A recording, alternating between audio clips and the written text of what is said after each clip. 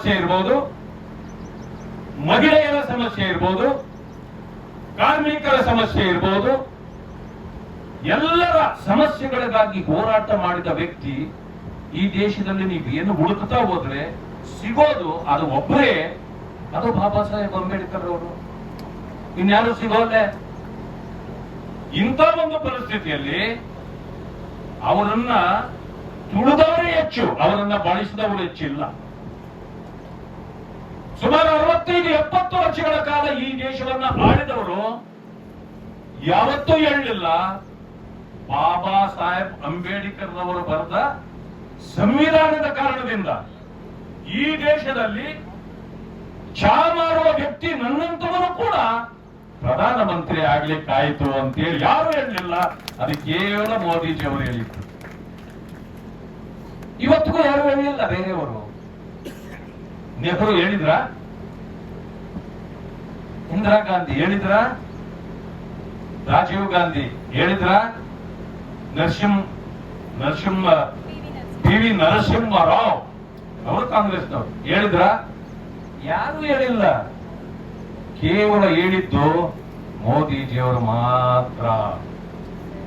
ಯಾಕೆ ಅವ್ರಿಗೆ ಮಾತ್ರ ಅನಿಸ್ತು?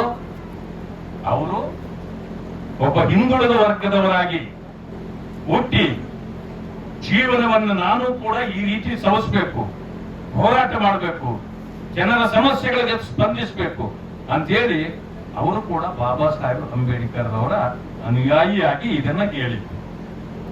ಎಲ್ಲರೂ ಹೇಳ್ತಾರೆ ಮೋದಿಜಿಯವರ ಬಗ್ಗೆ.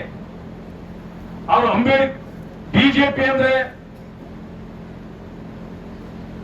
ದಲಿತ ವಿರೋಧಿ ಅಂತ ಹೇಳೋದು, ಬಿಜೆಪಿ ಅಂದ್ರೆ ಅಂಬೇಡ್ಕರ್ ಅವರ ವಿರೋಧಿ ಅಂತ ಹೇಳೋದು.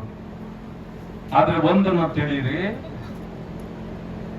ಭಾರತೀಯ ಜನತಾ ಪಕ್ಷ ಮೋದಿಜಿಯವರ ನೇತೃತ್ವದಲ್ಲಿ ಅಧಿಕಾರಕ್ಕೆ ಬಂದ ದಿನವೇ ಬಾಬಾ ಸಾಹೇಬ್ ಅಂಬೇಡ್ಕರ್ ಅವರಿಗೆ ಗೌರವ ಕೊಡುವುದನ್ನ ಪ್ರಾರಂಭ ಮಾಡಿತ್ತು. ನೀವು ನೋಡಿಬೇಕಾದ್ರೆ ಪಂಚಕ್ಷೇತ್ರಗಳು ಅಂದ್ರೆ ಅವರು ಜನ್ಮ ತೆಗೆದುಕೊಂಡ ಜಾಗ ಮಾವು, ಅವರು ಲಂಡನ್ ನಲ್ಲಿ ಓದಿದ ಜಾಗ, ದೆಹಲಿಯಲ್ಲಿ ಅವರು ಇದ್ದ ಸ್ಥಳ, ಅವರು ಬುದ್ಧನನ್ನ ಯಾವತ್ತು ಸ್ವೀಕಾರ ಮಾಡಿದ್ರು ನಾಗ್ಪುರದಲ್ಲಿ, ಆ ಸ್ಥಳವನ್ನ ಅಂತ್ಯ ಸಂಸ್ಕಾರ ಆದ ಬಾಂಬೆ.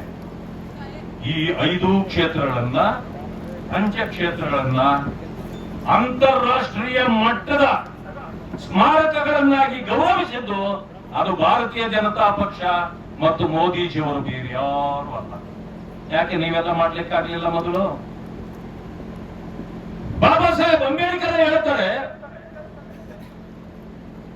1952 ಮತ್ತು 54ರಲ್ಲಿ ಚುನಾವಣೆಗೆ ನಿಂತಾಗ ನನ್ನನ್ನ 2 ಸಾರಿ ಸೋಲಿಸಿದರು.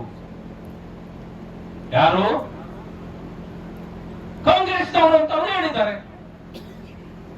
ಆದ್ರೆ ಇಲ್ಲಿ ನಕಲಿ ಗಾಂಧಿಗಳು ಇವರೆಲ್ಲ ಏನ್ ಹೇಳ್ತಾರೆ ಗೊತ್ತೇನಾ? ಬಾಬಾ ಸಾಹೇಬ್ ಅಂಬೇಡ್ಕರ್ ಅವರನ್ನ ಸೋಲಿಸಿದ್ದು ಸಾವರ್ಕರ್, ಅದಕ್ಕೆ ಅವರೇ ಪತ್ರ ಬರೆದು ಬಿಟ್ಟಿದ್ದಾರೆ ಅಂತ ಹೇಳಿದ್ದಾರೆ ಮೊನ್ನೆ. ಅದು ನಿಮ್ಮೂರ್ನವರೇ ಹೇಳಿದ್ದು.